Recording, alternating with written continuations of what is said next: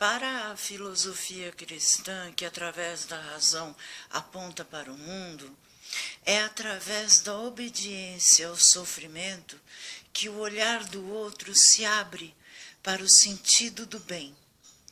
Com o padecimento de Jesus Cristo, os judeus da época puderam entender o que significa amar a Deus e aos semelhantes, praticando o bem.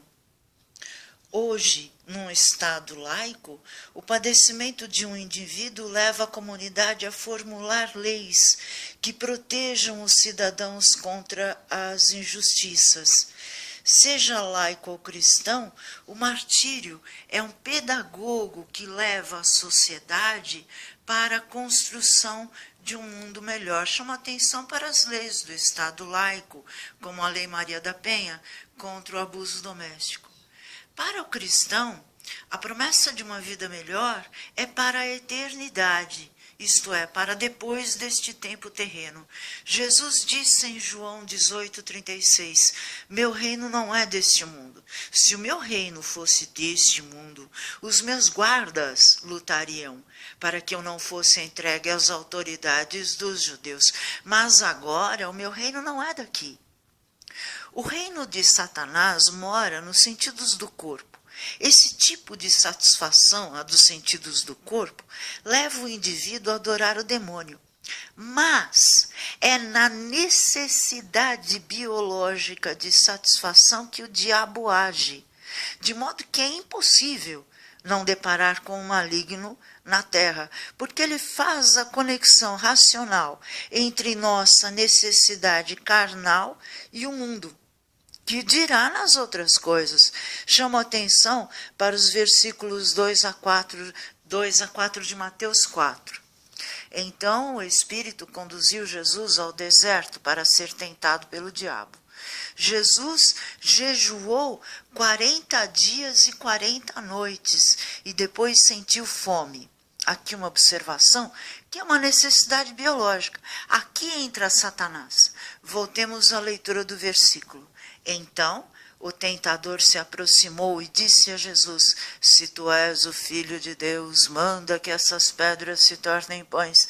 Mas Jesus respondeu, a Escritura diz, não só de pão vive o homem, mas de toda palavra que sai da boca de Deus. Ou seja, uma necessidade biológica que é comer, Jesus a coloca no sentido espiritual divino e não na necessidade pura e simples cujo reino é o do diabo. Depois que Jesus foi tentado pelo diabo, como está no versículo 11, os anjos o serviram, ou seja, a razão da filosofia cristã coloca o sentido em Deus. Então nós temos a satisfação das necessidades do corpo de uma forma benéfica. Portanto, resistir às tentações é sofrer na carne o efeito de servir a Deus. Padecer perseguições é também o efeito de servir a Deus. Então, por que servir a Deus? Este é o tema das leituras de hoje. Nós servimos a Deus por amor a Ele e ao próximo. Não importam as consequências para a carne, uma loucura para os homens, mas sabedoria para Deus. Nós que servimos a Deus sabemos lidar com a ira, efeito das prisões da carne, e vivemos em paz, numa vida justa. Chamo a atenção para os versículos 19 e 20 da primeira leitura de hoje, em que a fornalha é a ira, que nós podemos isolar como crianças que brincam com a imaginação. Mas essa imagem é vedada aos injustos, porque sua ligação carnal com o mundo os faz escravos. Leiamos a passagem. Eis que virá o dia abrasador como fornalha, em que todos os soberbos e ímpios serão como palha, e esse dia vindouro haverá de queimá-los, diz o Senhor dos Exércitos, tal que não lhes deixará raiz nem ramo.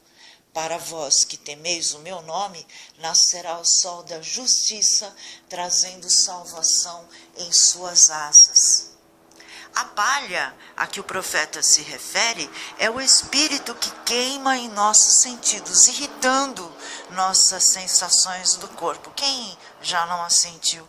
Ele permanece em quem é escravizado pelo demônio. Ao contrário, naquele que o isola como uma criança, porque é fiel a Deus e a Deus obedece, o espírito mau se descola do corpo porque não há razão para que fique queimando, não há razão para que permaneça.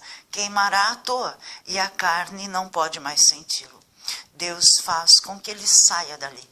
Chamo a atenção para os versículos 4 a 6 do Salmo de resposta.